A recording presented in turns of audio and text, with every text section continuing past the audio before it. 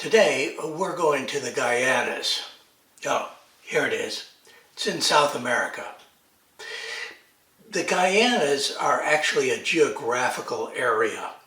In the north, sort of west, is Venezuelan Guyana, and next to it is British Guyana, and next to it is Dutch Guyana, now mostly called Suriname.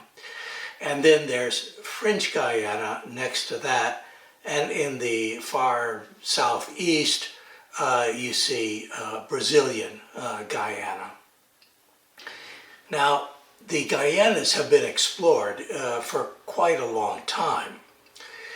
The English were sending ships down there in the 16th century. And what were they looking for? Well, they were looking for the same thing that the Spanish were at the time, El Dorado. They were looking for gold. I've been reading a book. This is the book. It's Lawrence Kemmis, The Relation of the Second Voyage to Guyana, printed in London, 1596. Well, who is Lawrence Kemmis and why am I talking about him?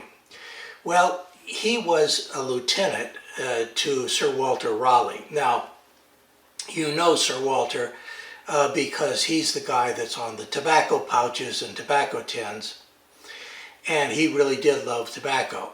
He was never in America, but he did go to South America. One other thing that he liked was killing Spaniards. During the time of the Armada, killing Spaniards was very popular in England, but it wasn't always popular. In some of his trips down into South America, England was still at war with Spain, and so killing Spaniards was normal. But he ended up, that is, Kemmis and Sir Walter Raleigh, in the Tower of London for other reasons. And in order to get out, they had to convince people that they knew roughly where the gold was located in South America, where El Dorado was. And in order to do that, they published this book in order to get out of the Tower of London and get a fleet of ships. And it worked.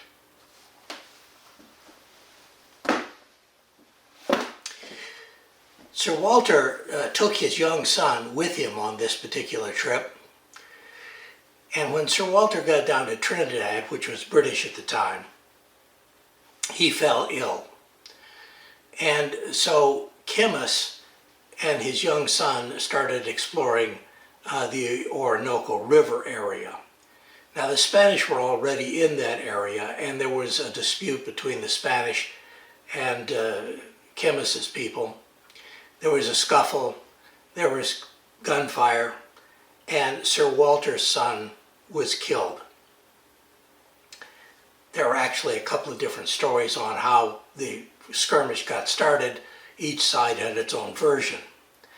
But when Sir Walter found out that his son had been killed, he was extremely depressed.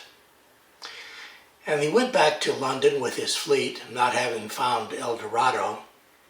And before he got back, the Spanish ambassador to England had already talked to the Crown and demanded the death of Sir Walter Raleigh. In any event, that's where Kemmis comes from and why we're talking about him. And we're going to Guyana. Guyana does have a seam of gold in it. It is economic to mine it, but it's not the overwhelming riches that Sir Walter was looking for.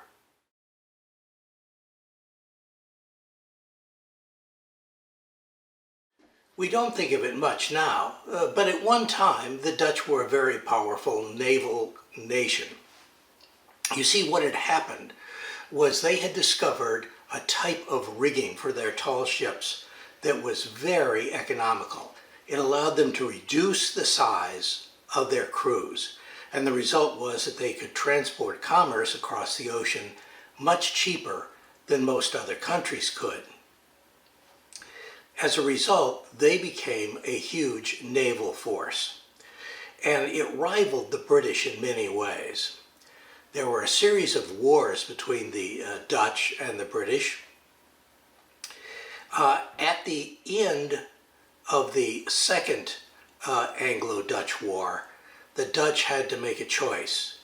The Guianas had been going back and forth between the Dutch and the British, and the Dutch decided it was better to trade New Amsterdam for the Guianas. You see, New Amsterdam, they didn't have a lot of sunken cost in. After all, it only cost them $24, and they paid that to Indians that didn't even own the land. There was another tribe of Indians that claimed the land. So the Dutch didn't have very much actual legitimate hold on that particular part of the world, and they didn't have a lot of sunken cost. They decided that it would be better to move their efforts over to the Guianas. And so that's how Dutch Guiana gets its start as a practical matter. But of course, we're not going to the Guianas for gold. We're going for an entirely different reason. I have found a lodge in Dutch Guiana, which is where we're going first, that is so far back in the woods. And Dutch Guiana is like 96% woods. It's so far back in the woods. Well, this is what it looks like on the map. But if you look at a satellite view, it looks like this. All you see is trees all around it. Now, it's so far away, if you look back at the map again, what you'll see is that it is 150 miles away from the nearest road. Let me start by introducing Henry Kirk.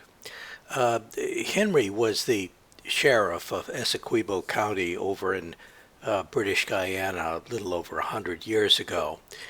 And he wrote a fascinating little book, 25 Years in British Guiana, and it has a lot of interesting insights.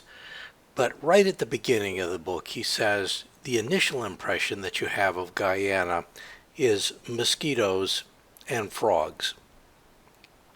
There's, of course, a reason for that. We're going to forget about the mosquitoes for the moment, but we're coming back to the frogs. So don't forget the frogs, and don't forget Henry, because we're coming back to him later too. Even before you get off the commercial airline, one of your first impressions is that this place is really, really humid.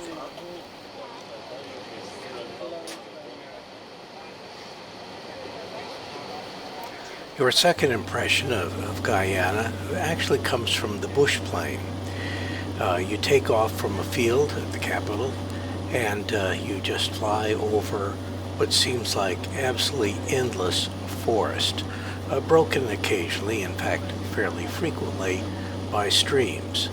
And the reason it's broken by streams is because this place gets a lot of water. In fact, you really can't get away from the rain. It's raining almost every day, and it's raining almost continuously somewhere in Guyana. I brought in a pair of boots and a pair of shoes. The boots I'd had for 20 years or more, but this swamp really got them. They were continuously immersed in water. They never really got a chance to dry out. And the glue gave way on the soles, and the soles eventually came off. As a matter of fact, that only took a couple of days. Then the shoes did exactly the same thing. Both soles on both sets of shoes came off. And they had to, my tour company had to send in more shoes for me, and they flew them in on an airplane very much like this one. Now that's airmail, special delivery. By the way, I've never actually flown over a rainbow that I can remember, but I did this time.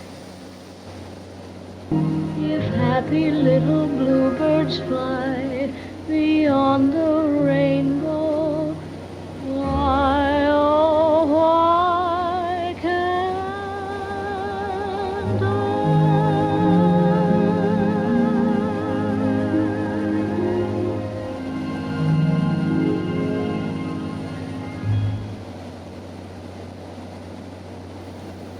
But let's get down to earth now at Caballebo.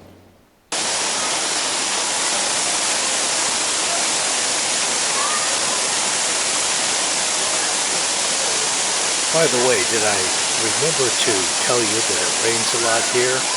It does.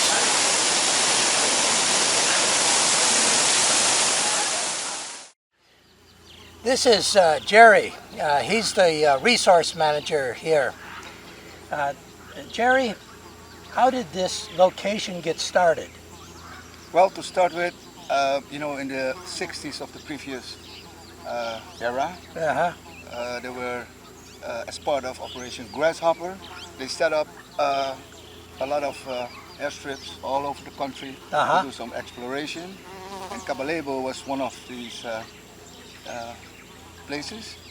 And except for that, Caballebo was a special place because here was supposed to come the second big lake for the energy sector, for bauxite industry.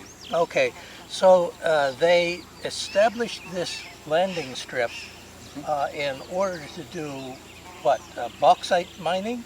Yes, the bauxite mining would be here in the Bakhuis, and the second lake here was to provide energy, Electricity. For the bauxite industry. Okay. So that was back in the 60s. This was back in the 60s. Then what happened? So,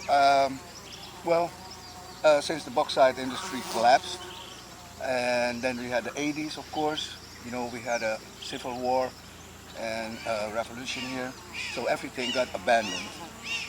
Since the 80s, the owner and his friends and me used to come here in the dry season to do some fishing and hunting. We were regularly here.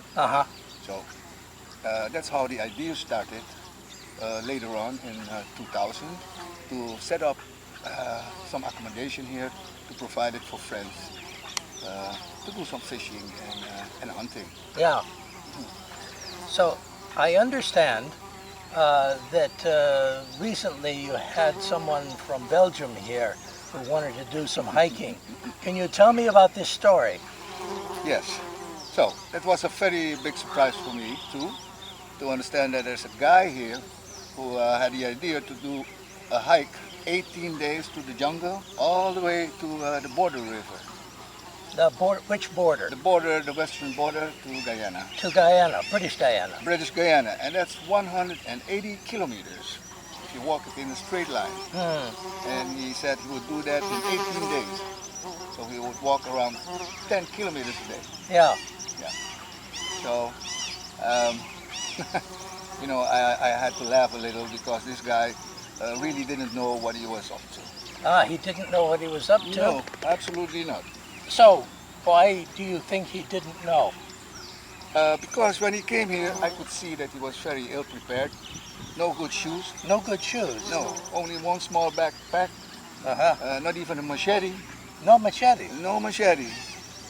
And, the timing was also very bad because we're in the big rainy season. So he was absolutely no idea what he's up to. So what happened? Well, we dropped him off, and he said he would do it, he would try. Yeah. And after 4 or 5 days, he sent an SOS message that... He sent an SOS? Yes. How did he do that? Well, he had a small, how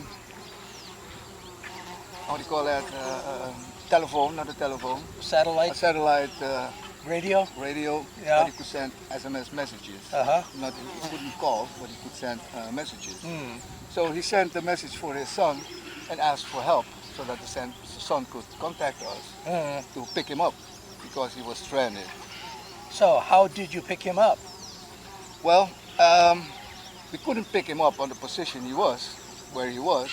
So, but we could send him the coordinates of the river. Uh-huh. So we told him the only way to pick you up is that you have to make your way back to the main river, because it's impossible for us to come and pick you up in the middle where you are. So he did have GPS. He had a GPS. Uh-huh. Right. Okay. And when you picked him up, what did he do? Well, you could see that he was very glad. He spent 6 days in the jungle, and we could see that he lost almost 3 to 4 kilos in these 6 days. So he lost, what, 10, 15 pounds? More? Yeah, like 8 pounds. Yeah. At least 8 pounds. Yeah, okay. So, how far did he get? Well, in a straight line, he was 5 nautical miles, so like 9 kilometers. That's from this position here to where he was 9 kilometers. Uh-huh. So the average speed he made, or the distance he covered in one day, was not more than 1 kilometer or 1.5 kilometers. So it would have taken him 200 days maybe to get to the border at that speed? If he would manage to make it. Yeah. Yeah. So why did he think he could make it through this jungle? Well, you know, I had very little time to talk with him. You know, I only had half an hour because he was in a hurry. So he said that he was very experienced. He did this before in Costa Rica, and he saw this as a big challenge to do that here. Yeah. So, you know, in the short time that I talked to him, I told him what, you know, he could expect. I said the circumstances are very bad because everything here now is surrounded in water. The whole jungle is, yeah, it's all water. it's only water. Yeah. Yeah. So he had done this before in Costa Rica, though. Yeah. Yeah. So when I told him, you know, we were laughing because Costa Rica, I never been to Costa Rica, but my friends and other people who were there, of course, I checked on the internet, I know a little. And Costa Rica is like a big park. You know. Yeah, It's I completely have been to Costa Rica. It is a big park. Yeah. Very nice. It is completely different. You're very experienced. You've been in the Amazon jungle, so you know that this is not like Costa Rica. No, Oh, this is not Costa Rica. No. Costa Rica is very small, very easy. true. So how was he going to get enough food if he had only a small backpack? So I don't know. So that's why I told him. I said, my friend, 18 days, you only have one backpack, and you have some of these astronaut bags of food. He has the little dried food Dried that the food. astronauts Yeah. use. Yeah. But I could see that it was not enough for 18 days. If you have a backpack like this, Yeah, you yeah. have clothes inside, you have a hammock. You know, I was sure that he would make it. So everybody was like, this guy, you know, or, you know, you want to commit suicide. Wow. Well, thank you very much. That's a very good story. When Caballebo got started, the first thing that it needed was an airstrip. And in order to get that started, they needed to have a huge bulldozer. This one was made in the 1950s, and it's extremely heavy. I was told that they cut a road alongside the river. But I can't imagine coming in with a bulldozer that way. I can imagine putting it on a raft and floating it in.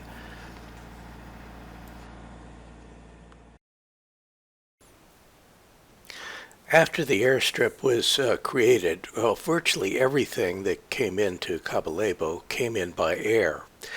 And one of those air flights was by a Beech twin engine. And when it landed, it damaged the left side of its landing gear. It proved to be uneconomical to repair, but they used the caterpillar to pull it off into the jungle, out of the way, and out of sight. And when they did that, they also stripped all of the important electronic gear out of the aircraft. The engines are gone, the electronics are gone, and so forth. But the airplane is still back in the jungle, just off the Caballebo Lodge site.